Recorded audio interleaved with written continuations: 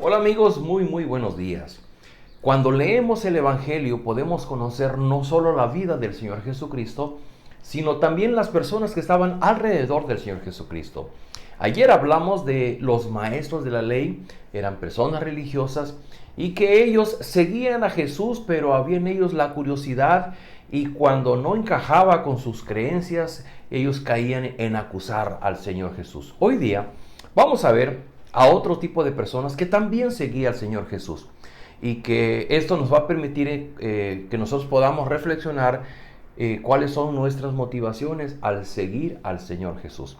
Nos toca leer en Marcos capítulo 3 versículos del 7 al 19, leo para ustedes y dice: Jesús, seguido por mucha gente de Galilea, se fue con sus discípulos a la orilla del lago. Cuando supieron las grandes cosas que hacía, también acudieron a verlo muchos de Judea, de Jerusalén, de Idumea, del oriente del Jordán y de la región de Tiro y Sidón. Por esto Jesús encargó a sus discípulos que le tuvieran lista una barca para evitar que la multitud lo apretujara, porque había sanado a tantos que todos los enfermos se echaban sobre él para tocarlo. Y cuando los espíritus impuros lo veían, se ponían de rodillas delante de él y gritaban: Tú eres el Hijo de Dios. Pero Jesús les ordenaba severamente que no hablaran de él en público. Después Jesús subió a un cerro y llamó a los que le pareció bien, y una vez reunidos eligió de entre ellos a 12 para que lo acompañaran y para mandarlos a anunciar el Evangelio. A estos les dio el nombre de apóstoles y les dio autoridad para expulsar a los demonios. Estos son los 12 que Jesús escogió: Simón, a quien le puso Pedro; Santiago y su hermano Juan; los 2 hijos de Zebedeo, a quien también llamó Boanerges, quiere decir hijos del trueno; Andrés, Felipe, Bartolomé, Mateo, Tomás y Santiago; Tadeo, Simón el cananeo y Judas Iscariote, que después traicionó a Jesús. Es muy claro en el Evangelio que cuando Jesús hacía los milagros, siempre le decía a las personas que se fueran a su casa, que no lo publicaran. En este pasaje dice que los espíritus inmundos, cuando veían a Jesús, le gritaban: Tú eres el Hijo de Dios, pero que Jesús les ordenaba, les reprendía mucho que no lo dijesen. ¿Por qué? Porque se había creado una fama del Señor Jesucristo. Y esto pasa como cuando los artistas, el tener una fama no necesariamente no tiene que ver con el carácter o con las virtudes de la persona, tiene que ver con lo que la gente quiere ver en ti y refleja sus expectativas en ti. De esta manera el Señor Jesucristo, Él había venido como Dios mismo encarnado, como el Salvador de su pueblo, y Él venía con una tarea, con una misión de la cual hemos hablado. Pero muy pronto las personas pusieron en Él sus expectativas. Y sus expectativas en muchos de estos casos era ser sanados o liberados de los demonios. Queridos amigos, esta es un tipo de persona, la persona que está alrededor del Señor Jesús, pero que todo el tiempo no está pensando en lo que el Señor Jesús viene a hacer a nuestra vida, sino está pensando en lo que Él puede aprovecharse de lo que Jesús está haciendo. Es decir, a mí no me interesa lo que Jesús piense, lo que Jesús quiera, lo que único que me importa es lo que yo quiero. Y si Jesús puede sanarme, entonces yo lo sigo para que me sane. Pero por otra parte, vemos que dice, hacia el final del pasaje que leí, dice el pasaje que Jesús tomó a los que le pareció bien o a los que él quiso y llamó a 12. Y estos 12, dice, los estableció, eligió entre ellos a 12 para que lo acompañaran y para mandarlos a anunciar el Evangelio. Queridos amigos, esto nos da claramente la posición de 2 personas frente a Jesús, de quienes pusieron en Él sus ojos como una expectativa de qué es lo que Él puede darme a mí para que yo esté bien o esté mejor, y de quienes son llamados para poner sobre sus hombros una responsabilidad. Ese es el llamado que Jesús hace de sus discípulos. Y lo que en nuestros tiempos la gente se ha confundido es que simplemente busca a Jesús por aquello que Jesús pueda darles. Pero la tarea que Jesús está poniendo en los hombros de aquellos que son sus discípulos, está puesta porque está en función del ministerio, de la tarea que Jesús viene a realizar. Así que la gran lección para ti y para mí en esta mañana: podemos sentarnos frente a Jesús. Hoy día muchas personas van y se sientan en la banca de una iglesia. Simplemente yo voy para poner delante de Él mis necesidades, para pedirle que me bendiga, para pedirle que me sane. Eso es toda. Todo mi ir a la iglesia es para que yo pueda obtener de Él lo que yo quiero.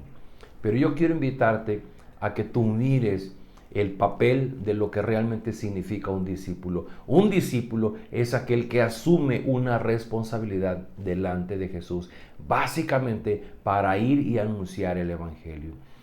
Podemos ser asistentes de una iglesia por muchos años, pero si en ese tiempo nuestros labios no se abren para anunciar el evangelio con aquellos que no le conocen, simplemente no estamos cumpliendo la tarea.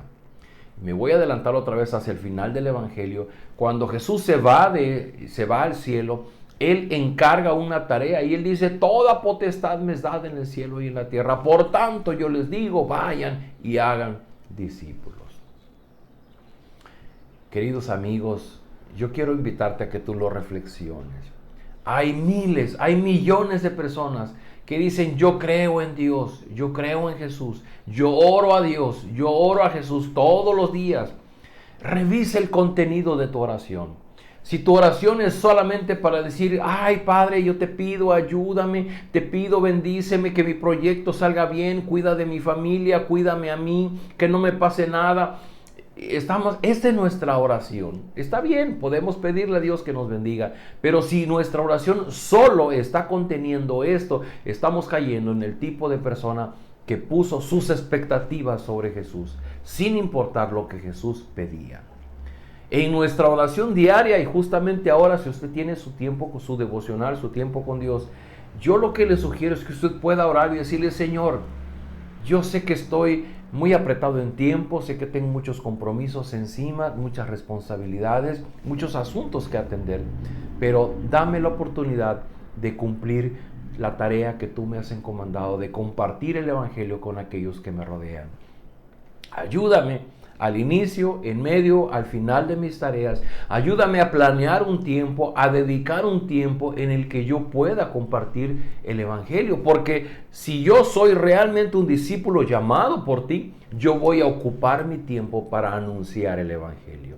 Si no anuncio el evangelio, es porque yo no he entendido lo que significa ser un discípulo, o que en el peor de los casos yo ni siquiera he sido llamado para ser discípulo. Queridos amigos, termino con esto. Las multitudes venían a Jesús porque querían algo de Él, pero sus discípulos fueron llamados por Jesús. Y uno recibe el llamado, entiende el llamado y obedece un llamado para anunciar el evangelio. ¿Cuál es la gran diferencia? Que unos vienen porque quieren, vienen por sus propios intereses, los otros vienen porque comprenden que han recibido un llamado. Yo te pregunto, si tú miras a tu interior y en tu corazón, ¿qué es lo que te ha movido a buscar a Jesucristo? ¿Lo que hay en ti, tus necesidades, tus motivos? ¿O es porque has reconocido un llamado del Señor Jesucristo llamándote a sumarte a sus discípulos para anunciar el evangelio? Son dos cosas distintas. ¿Por qué no oramos y pedimos de Dios de su ayuda?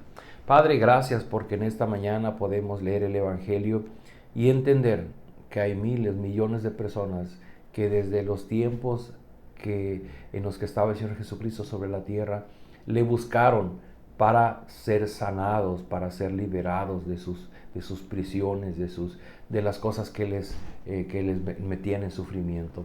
Pero también, Señor, había hombres que tú llamaste para encomendarles una tarea. Hoy día, Señor, perdónanos cuando nosotros solo te buscamos para aquello que a nosotros nos interesa y hemos dejado de poner la vista en aquello que a ti te interesa.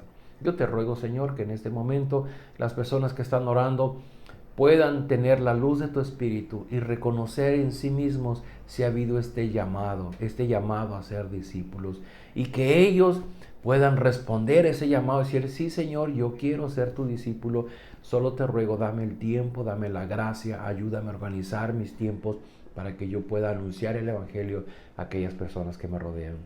Señor, te ruego que nos quede claro en nuestra mente y nuestro corazón que el estar cerca de Jesús no es solo para mi beneficio personal, es principalmente para servir a tus propósitos, a tu decreto, a tu plan eterno en el que tú has querido dar salvación a tu pueblo que está en estos tiempos.